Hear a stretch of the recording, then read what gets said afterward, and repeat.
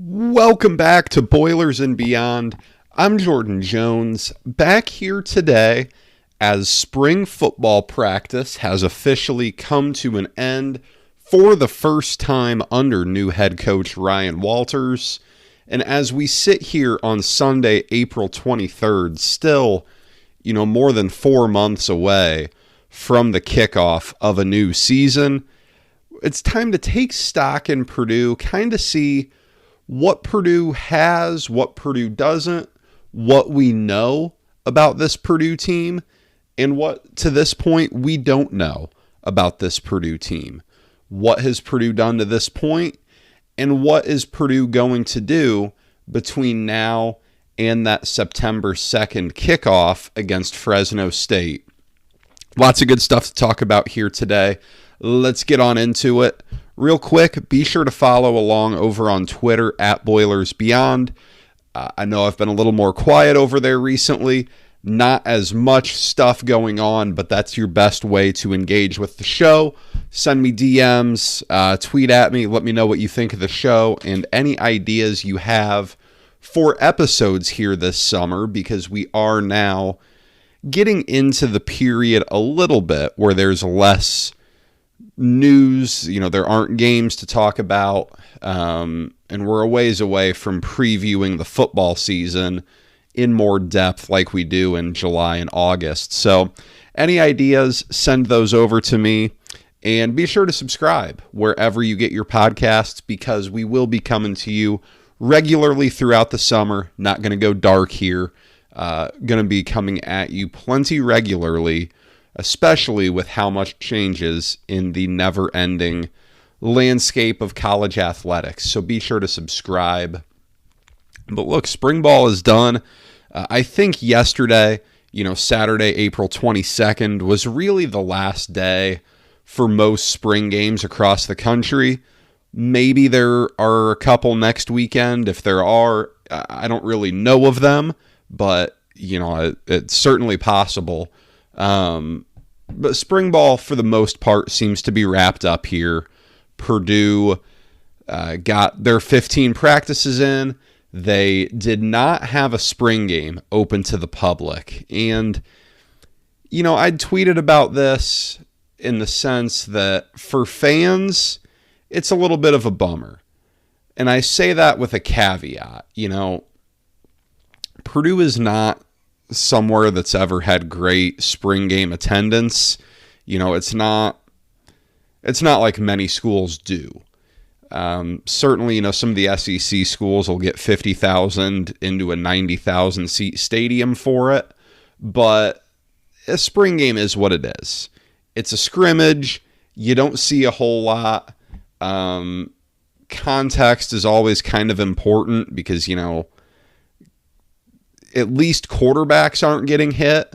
And in a lot of these games, it's wrap up or more touch for tackling rather than bringing guys to the ground. It's very simulated, very situational.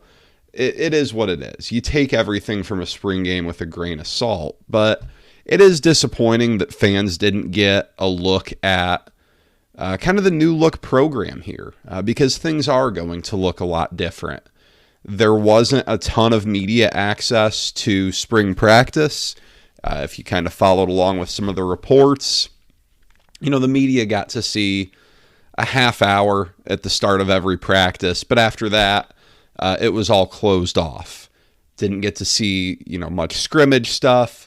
You can only go off what you hear. And I can't say that I blame Ryan Walters for running things that way. There's not a whole lot to be gained by being remarkably open about what's going on, especially during an install period of new offensive and defensive schemes while trying to figure out what you have and don't have on your roster. There's a lot of moving parts for a new head coach, even, going back 10 to 20 years. But now you look at modern day college football with the transfer portal, with the roster movement that takes place. Goodness, it's a lot of moving parts. It's a lot of live bullets coming at you. But, it's the case for everybody. I get why Ryan Walters kind of wants to put this thing together behind closed doors for now. But Purdue's spring practice is over, and for now, the transfer portal window remains open, I believe, for another week. I believe it opened on April 15th, and I believe it closes next Sunday, April 30th. So at that point, we will have a better idea of who's coming and going from Purdue's roster currently. Right now, in the spring window here, Purdue has not lost anyone yet, and I say that it's April 23rd at 8:10 p.m. right now. If something happens between now and when you listen to this, not only would I not be surprised, I'd probably be more surprised if someone hasn't entered the portal. Purdue just got done yesterday. I think you'll see a number of guys pop in the portal this week. Guys who may not figure to play a very prominent role, if they figure to play a role at all this year. Guys who maybe don't fit into the scheme as well. The scheme, offensive and defensive schemes are going to look a lot different. That's one of the things we know. Kind of going in, the way I wanted to do this episode here is, what do we know about Purdue football right now and what don't we know? Right now, we know that things are going to look a lot different. On offense, some of it we kind of understand. Some of it's wait and see. Graham Harrell is a really interesting hire and a really good one at offensive coordinator. That's one that I think, really demonstrated Purdue's willingness to step up and be competitive when it comes to hiring assistant coaches. Something that the program hadn't necessarily had all the time in its past. But he's a guy who, if you're familiar with his playing career, comes from the Mike Leach air raid offense. That is not how he has called games as an offensive coordinator, and that's not been the scheme he's used. The throw it 60 to 70 times a game, try to win the game like 63 to 56, the way a lot of Mike Leach's teams tended to do. He's not done that. But I think in the passing game, you will see a lot of air raid concepts. Get the ball out quick, get your guys in position to run after the catch, get some of those yards after catch. Purdue will run the ball. It's not going to be that, chuck it all around a million times a game. But we know that things are going to look a little bit different there. On defense, Ryan Walters' system is very unique. If you go back to December, little Taylor Swift reference there accidentally, but if you go back to December when Ryan Walters had his introductory press conference at Purdue, he talked about his defense and how much pride he takes in it. He's not going to be calling it on game days. I think Kevin Kane's going to be doing that, the defensive coordinator. But it's going to be that same defense where, they can throw a lot of different looks at you out of the same alignment. And that's given teams some fits in Ryan Walters' career. You look at what he did at Illinois over the last 2 years, and it was remarkably impressive. He really put together some excellent defenses. If you're Purdue, that's exactly what you hope he brings with him. Now, is that feasible to be the case right away? Yeah, we'll get into that. But, for Purdue, you're going to see a lot of odd man fronts. You're going to see corners playing a lot of press coverage. You are going to see, for the most part, 2 linebackers in the box, kind of in the middle there, with 5 guys on the line of scrimmage. And you're going to see Purdue really need to, try to stop the run up the middle, force teams side to side, and then send those linebackers and safeties to go get guys. It's going to look a little bit different than what Purdue has done, in the Jeff Brom era, where while they didn't necessarily have continuity at defensive coordinator, because, they had none of it, 4 defensive coordinators over the last 4 years of the Brom era. But with the exception of the Bob Diaco disaster, most of the ideological approach was the same. Purdue wanted to pressure the passer, but, sometimes they played a little bit softer in coverage. A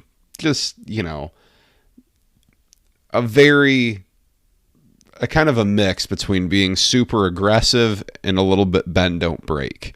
Whether that was by what the roster limited you to do or by complete approach, I think probably a pretty good mix there, but that was what reality was for Purdue. Now it's going to look a little different.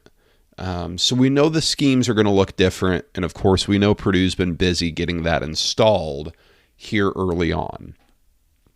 One thing we know is that Hudson Card is Purdue's QB1, that barring anything unforeseen happening in terms of injury or, change in eligibility status, Hudson Card is going to be Purdue's quarterback. As you'll remember, he was a very highly regarded transfer from Texas when he committed to Purdue. Very highly touted recruit, a high 4-star guy. He was solid during his career at Texas. He didn't have a ton of starting experience. Now, again, I'll, remind you that when you're playing in an offense and in a program kind of littered with 4- and 5-star recruits, it's a little bit different than what you're working with at Purdue. So, competing with 4- and 5-star quarterbacks, competing with, Quinn Ewers last year, that brings its own political dynamics in there in the state of Texas. So I think it's hard to completely judge him based off of what happened at Texas in terms of someone who didn't necessarily play a ton, but it's very clear at this point. He's going to be Purdue's starter. He is the only experienced quarterback on Purdue's roster. All indications out of spring practice are that he was really good. In Ryan Walters' interview after the final spring practice on Saturday, he said that, Hudson Card has the chance to be really, really special. And you get the sense that when he was in the portal and when Purdue's coaching staff got settled, that some combination of Ryan Walters and Graham Harrell said, all right, we're going to go get this guy. This is our top priority. And we'll see how it goes in the fall. But, he is going to be Purdue's starting quarterback. Brady Allen obviously threw a couple of passes against Indiana State last year, but redshirted. Someone who Purdue fans were very excited about, and someone who, for right now, there's no reason to be worried about. I see a lot on Twitter and on message boards when, some of the Hudson Card stuff comes out. Oh, what about Brady Allen? As of right now, he's not going to be Purdue's starter. Whether he's ready or not, I don't know. Sometimes you see guys who take a little bit longer to acclimate to the college game. And I think if Brady Allen is that guy, then so be it. There's nothing wrong with that, especially when you have a guy you feel good about in your quarterback room right now as your QB1. You have Ryan Brown, who is the true freshman out of he was out of New York and then went to Florida, something like that. A weird trajectory, but he's the other scholarship quarterback there, and then you have some walk-ons. So right now, Hudson Card's your clear quarterback 1. Who's the backup? Yeah, I'm not sure, but there's a lot of time to go there. I think the other thing we know about Purdue's offense is that you can probably feel pretty good about the running back room. Purdue brings back Devin Mockabee. Devin Mockabee broke out last year in, epic fashion. Someone who, at the start of the year, no one really expected much out of. And then by the end of the year, one of the better running backs in the Big Ten, and certainly one of the better running backs that Purdue has had in recent memory. He had a great year, and for the most part, I don't think there's much reason to be concerned about him. The big news at running back this spring was that Tyrone Tracy, moving from wide receiver to running back for his final year. I think this is a really good move. He's a guy who, even at Iowa, never really had that true click as a receiver, but I think you look at his athleticism and what he can do just carrying the football, it's a natural fit. Like, you look at the Big Ten championship game against Michigan when he had the near touchdown run, a really nice run there. I think he presents a nice little change of pace for Maccabee. You have Dylan Downing still around as well. Now, what I'm not sure about is if he's on scholarship or not. It was my understanding he wasn't, but I could be wrong. If he's not on scholarship, if the new staff decided not to put him on scholarship, I think that probably tells you what you need to know about the depth chart, that Devin Maccabee would be the 1, that Tyrone Tracy would be the 2, and that Dylan Downing would probably be that 3. That's kind of where Purdue is. But I think with those 3 guys, you have a running back room that you can feel pretty good about. The rest of the offense, probably something we don't know. But the last thing that I think Purdue does know about is that it's got some talented pass rushers on the team. Corday Sidnor and Nick Carraway each had breakouts of their own, to a certain degree, had their breakouts last year. Sidnor had a couple of big games, a couple sacks against Maryland, did some nice things. Nick Carraway, as the season progressed, got on the field more and more. He was a guy who really seemed like Purdue kind of stole out of the state of Texas in high school. Really, really talented guy, a really good player, someone who I think is going to have a massive year for Purdue this year. And then you also still have Kydron Jenkins. Let's not forget, this is the guy who tied for the team lead in 2021 in sacks with George Karlaftis. He's done some nice things. So I think with those 3, you can feel pretty good about what Purdue has rushing the passer. Scotty Humpich is still around as well. To what role he's going to play, I don't know that. I think it's reasonable to question after he didn't get on the field a ton last year. But I think as a whole, you can feel pretty good about what Purdue has in terms of a pass rushing group, whether they're categorized as defensive ends or outside linebackers in Ryan Walters' defense. It's going to take some time to get used to their terminology. That's something that kind of changes with every defensive coordinator. But those guys who are going to get after the passer, I think you can feel pretty good about. In terms of what we don't know, to stay on the defense here, I think the back 7 or the back 6 or however you want to call it in this defense, the inside linebackers in the secondary, I think is largely kind of an unknown at this point. The defense that Ryan Walters likes to run asks a lot out of its linebackers in terms of foot speed. And while Purdue does have a couple of guys coming back, O.C. Brothers, Jacob Wahlberg, how well they're suited for this type of defense, I'm not sure. I don't think they're going anywhere. I think they're guys who are certainly going to play. But how well they're suited to succeed in this defense, I'm not sure. Time will tell on that one. Clyde Washington kind of in that grouping as well. Time will tell there. We'll see. And I think in the secondary, corner is the big concern.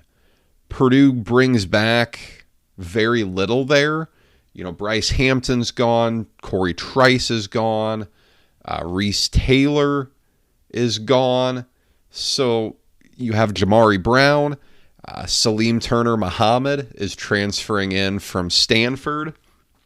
I think Purdue would like to get more help at corner. I think Purdue probably can get more help at corner because the one thing they have to offer to guys in the transfer portal, as we've talked about here over with basketball as well, is Purdue has a lot of opportunity to sell guys at corner. That's really something that I think Purdue's going to be aggressive with. I think they're going to try to get multiple guys at corner to come in and help this unit if they can. They do bring back both starting safeties with Cam Allen and Sanusi Kane. Again, how well they're suited for this defense, I don't know. Cam Allen didn't have his best year last year. Sanusi Kane did some nice things. He had a pretty good year. So, how Purdue does there will be interesting to see. But with how much press coverage this group wants to play and how much, Ryan Walters likes to put his corners in one-on-one situations, that's a position group that I think you have some concerns about moving into fall camp. I think on the other side of the ball, you always worry about the offensive line to some degree. Purdue has a number of guys back that I think you can feel fairly confident in, and they've picked up a few transfers as well, probably to the point where they have maybe 7 or 8 guys they're comfortable playing, which, in recent memory has kind of tended to be the high end of what Purdue's gone into the season with. We know there's plenty of attrition on the offensive line throughout the season. Guys get dinged up. It happens. So if Purdue can get deeper there, I think they would like to. And who's going to catch the passes at receiver? That's a big one. Last year, Charlie Jones and Payne Durham were super high volume there. You still got TJ Sheffield around.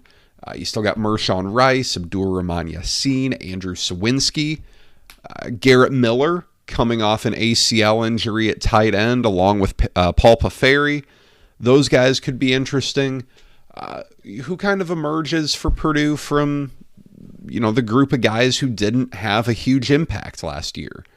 Deion Burks is another guy who I think, you've heard some good things about this spring.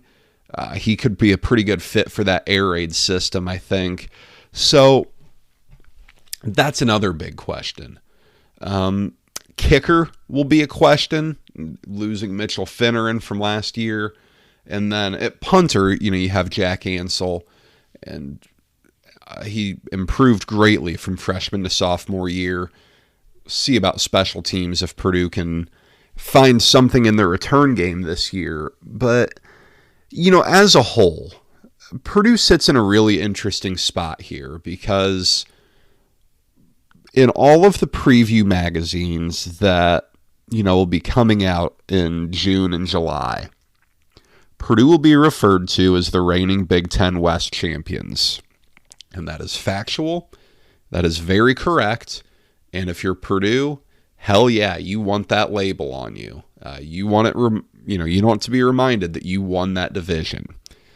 At the same time, this roster that Purdue has right now far more resembles the team that lost 63-7 on January 2nd to LSU down in Orlando than it does the team that went 8-4 in the regular season and then, hung with Michigan for a pretty good amount of time in the Big Ten championship game. That's a tough dichotomy for Purdue here because so much of last year's team was Aiden O'Connell throwing to Charlie Jones and Payne Durham. And on defense, Jalen Graham and Corey Trice were really important pieces.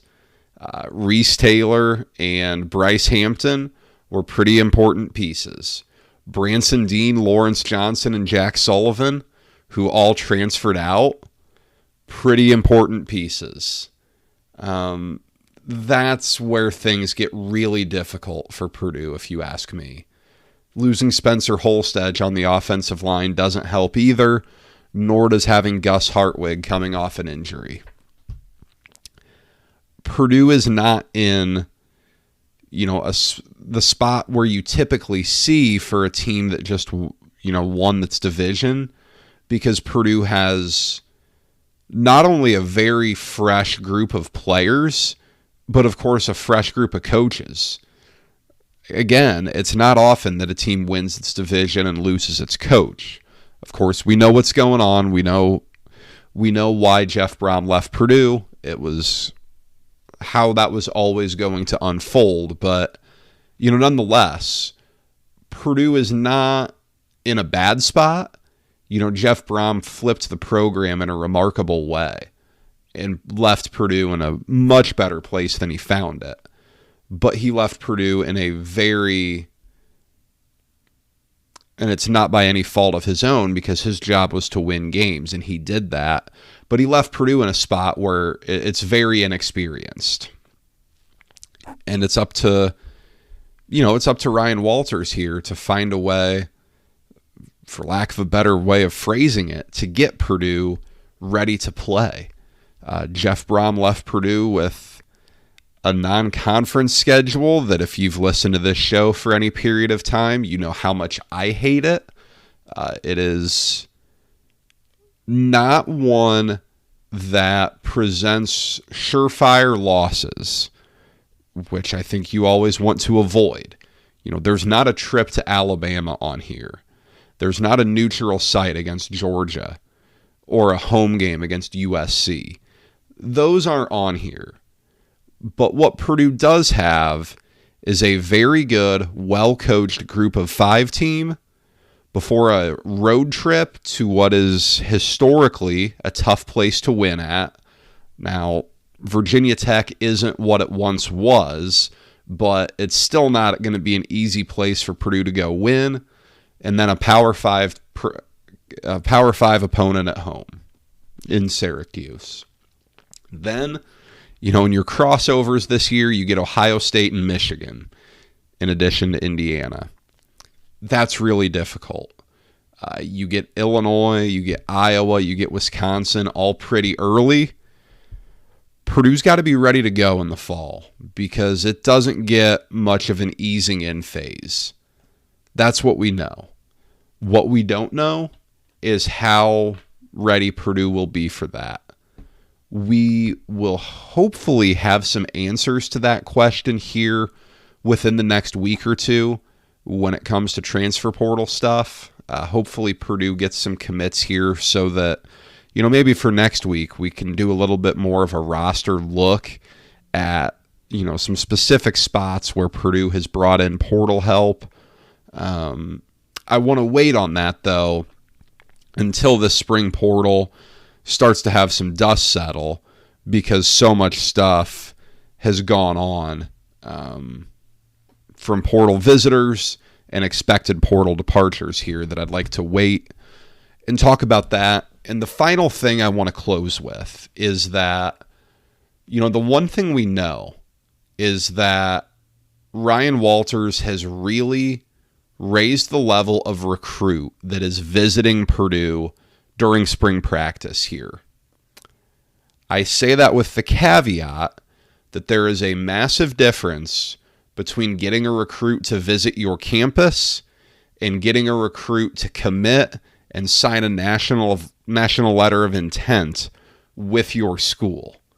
Those are two very different situations. However, you will not have a player sign a national letter of intent without a player visiting your campus. Ryan Walters is really getting quality players on campus. It is clear that this staff has some energy and some enthusiasm around it that is quite appealing to high school players. The biggest thing they need is some proof of concept here. That can't happen until this fall, It doesn't have to be, some 7-8 win season right away, but they need some proof of concept here of what they're going to do and to be able to show that it can work. That's what, they're going to need in the fall. But for right now, Ryan Walters and company are doing a really good job on the recruiting trail of at least building Purdue's brand and getting themselves out there. And that's where they have to start in terms of continuing to elevate Purdue, because the Big Ten's about to get a lot more difficult here once USC and UCLA join and divisions go away. But that's all I've got for you today. Thank you all for spending time with me. It is great to talk about football again. I missed it. That is for sure.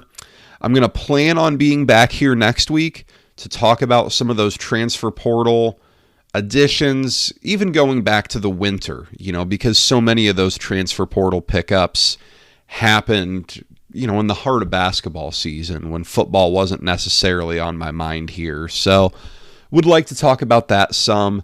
And if you have anything else, football, basketball, you'd like me to hit on, please reach out on Twitter at BoilersBeyond. I don't have a blue check, but I'm still there. I can promise you that. So reach out, give me a shout out, and let me know what you want me to talk about. Be sure to subscribe so you don't miss anything this summer. I will be back here next week, but until then, you all take care.